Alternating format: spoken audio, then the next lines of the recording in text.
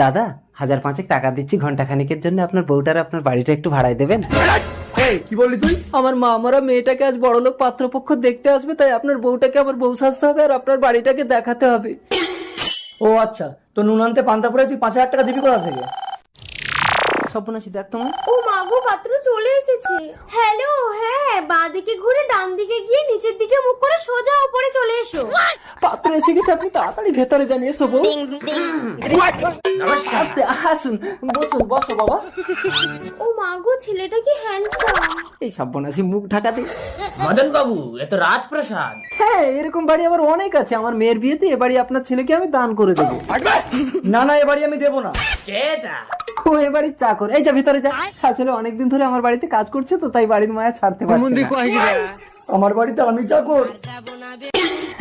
তা আপনাদের আসতে কোনো কষ্ট হয়নি তো? না না, আমার তো 10-12